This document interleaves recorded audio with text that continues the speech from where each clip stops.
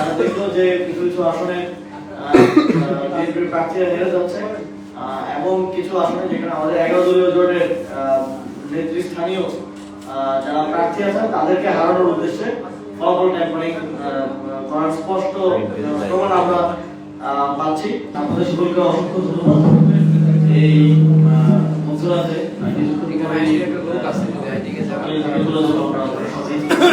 উপস্থিত হয়েছেন। আসলে পরিস্থিতিটা এরকম,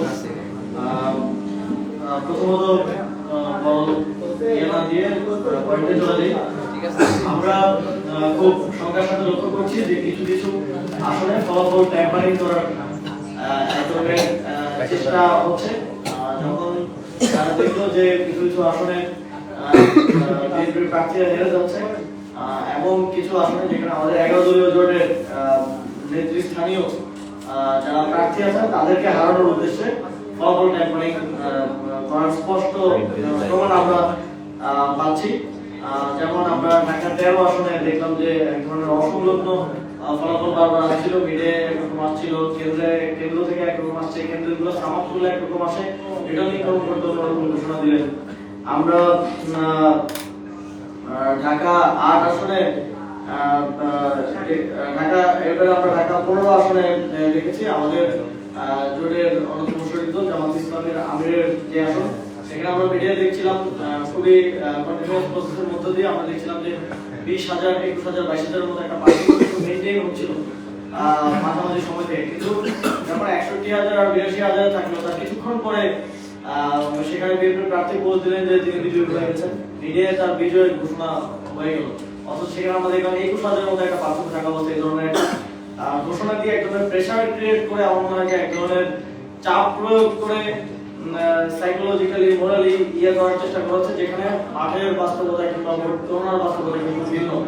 আমরা ঢাকা 16 আসনে একই রকম চিত্র দেখতে পেলাম। ঢাকা 17 আসনে আমরা দেখতে পেলাম যে 50% ভোট গণনা শেষ না হতেই একজনকে বিজয়ী ঘোষণা করে দেওয়া হতো। এই মিডিয়ার মাধ্যমে এক ধরনের, যেটা আমরা কিছুদিন ধরে বলে আসছিলাম, যে এক ধরনের ম্যানিপুলেশন এবং ফলাফল ট্যাম্পারিং করার চেষ্টা করা হয়েছে। এবং আমরা স্পষ্টভাবে দেখেছি যে আমাদের ঢাকা 19 আসনে আমাদের প্রার্থী ঘোষণা করা, সেখানে একটি কেন্দ্রের ভোট 460টা ছিল বিএনপির প্রার্থীর, 600 সামথিং ছিল আমাদের সাপলাগুলিতে। সেটা যখন রিটার্নিং কর্মকর্তা ঘোষণা দিলেন, তিনি উল্টোটা ঘোষণা করলেন। তিনি 460টা ঘোষণা করলেন সাপলাগুলির, আর 600 সামথিং ঘোষণা করলেন ধানের শীষে। সুতরাং মানে এটা খুবই হাস্যকর ভাবে এবং খুবই চাইল্ডিশ ওয়েতে ফলাফল ট্যাম্পারিং করা হচ্ছে বলে আমরা অভিযোগ পাচ্ছি। এবং আমরা নির্বাচন কমিশনকে বলবো অবশ্যই এই বিষয়গুলো খতিয়ে না দেখা পর্যন্ত এই অভিযোগগুলো স্পষ্টভাবে আমলে নিয়ে এই বিষয়ে সুস্পষ্ট ব্যাখ্যা না দেওয়া পর্যন্ত সেই আসনগুলোর যেন কোনো ফলাফল ঘোষণা করা না হয়। এবং আমরা কুড়িগ্রাম 1 আসনে, কুড়িগ্রাম 2 আসনে আমাদের প্রার্থীকে রিটার্নিং কর্মকর্তা বেসরকারিভাবে বিজয়ী ঘোষণা করে দিয়েছেন এবং সেখানে প্রত্যেকটি কেন্দ্রের ফলাফল যোগ করলে তিনি বিজয়ী হন। কিন্তু তারপরে আমরা দেখলাম বিএনপির নেতাকর্মীরা রিটার্নিং কর্মকর্তার কার্যালয় ঘেরাও করলেন, এক ধরনের মব সৃষ্টি করে ফলাফল পরিবর্তন করার দাবি করতে থাকলেন। এবং এটা আমরা ঢাকা 8 আসনে দেখেছি, সেখানে একটি কেন্দ্রের ফলাফল ছাত্রদল এবং বিএনপি নেতাকর্মীরা মানেন না বলে সেখানে 7 বার কাউন্টিং করানো হলো। এবং সেখানে প্রত্যেকটি কেন্দ্রের ফলাফল কাউন্ট করে যা আসছে সেটার সাথে আবার সেন্ট্রালি রিটার্নিং কর্মকর্তা যা ঘোষণা করছেন তার মিল থাকছে না। ঢাকা 11 আসনে আমরা দেখেছি, সেখানে আমরা প্রতিটি কেন্দ্রের ফলাফল যোগ করে দেখছি, সেখানে নাইট ইসলাম 5,000-এরও বেশি ভোটে, প্রায় 6,000-এর কাছাকাছি ভোটে তিনি এগিয়ে আছেন। কিন্তু রিটার্নিং কর্মকর্তা যা ঘোষণা করছেন সেখানে তিনি 1,500-এর মতো ভোটে এগিয়ে আছেন, যদিও সেখানেও তাকে বিজয়ী ঘোষণা করা হয়েছে।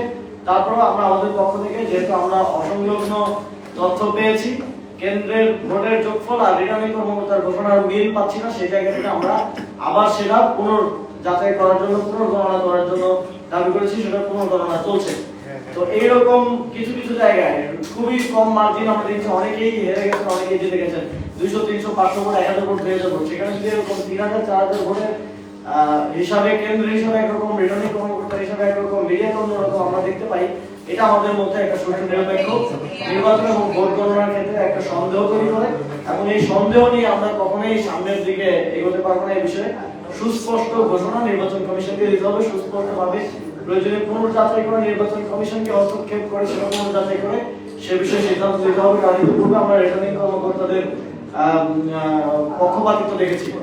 আমরা এছাড়াও আমরা দেখছি যে কিছু স্পেসিফিক নির্দিষ্ট আসনে এই চেষ্টাটা করা হচ্ছে, যেখানে 11 দলীয় জোটের শীর্ষ নেতৃবৃন্দের আসনগুলোতেই স্পেসিফিকলি ভোট ট্যাম্পারিং এর গণনার ক্ষেত্রে ফলাফলের ক্ষেত্রে ট্যাম্পারিং এর চেষ্টাটা করা হচ্ছে। এটা কাকতালীয় নয়, আমরা মনে করি এটা উদ্দেশ্যপ্রণোদিত এবং এটা একটা সাইকোলজিক্যাল প্রেসার তৈরি করার উদ্দেশ্য হিসেবে এই ধরনের কাজটা করা হচ্ছে। আমরা দেখেছি যে আমাদের আমিরের আসনে, আমাদের আহ্বায়কের আসনে, খেলাফত মজলিস আমিরের আসনে স্পেসিফিকলি এই চেষ্টাগুলো করা হচ্ছে।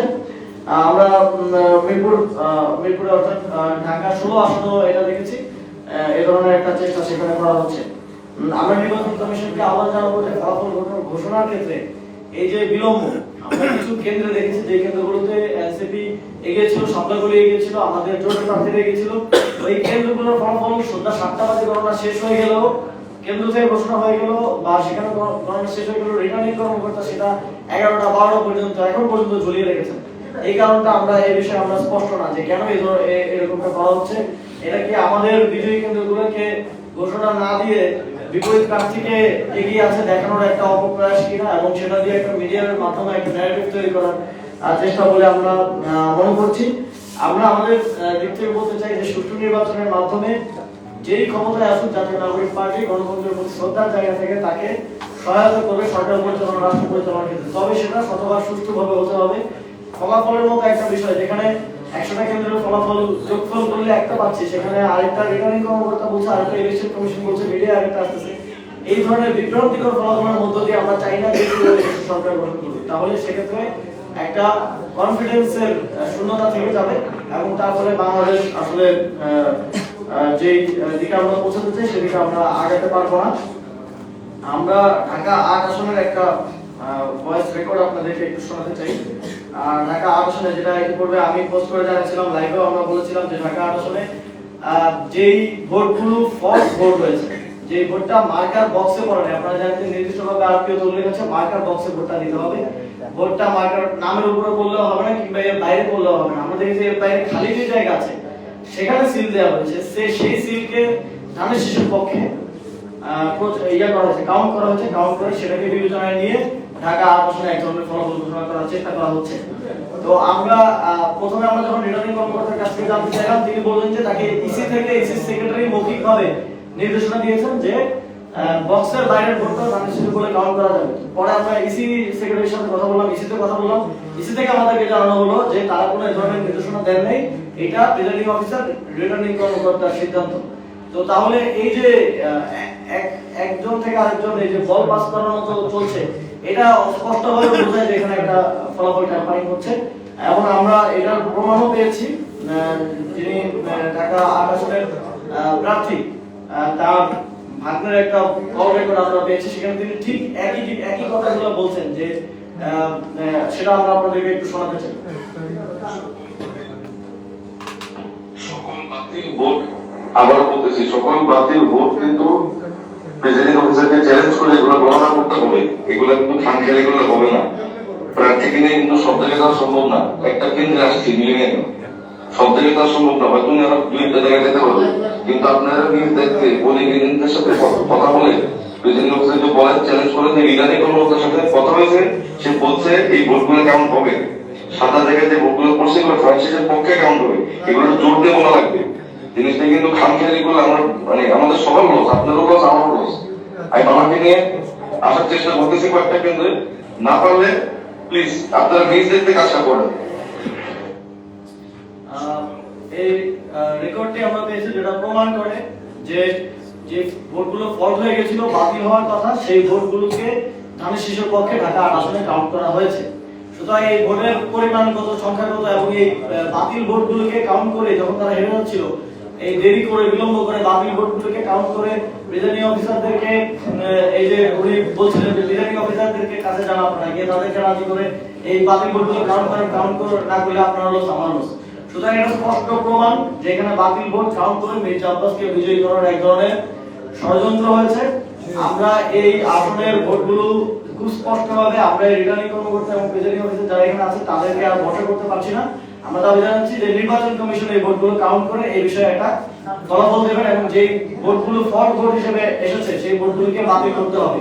এই যে স্পষ্ট একটা ষড়যন্ত্র, প্রমাণিত ষড়যন্ত্রের মধ্য দিয়ে ঢাকা ৮ আসনের ফলাফল ট্যাম্পারিং করার যে চেষ্টা চলছে সেটা আমরা কোনোভাবেই মেনে নেব না এবং এই বিষয়ে আমরা এবং এই বিষয়ে সহ আরো সার্বিক বিষয়ে আমরা জোটের পক্ষ থেকে চূড়ান্ত সিদ্ধান্ত নিয়ে আপনাদেরকে অফিসিয়ালি জানাবো।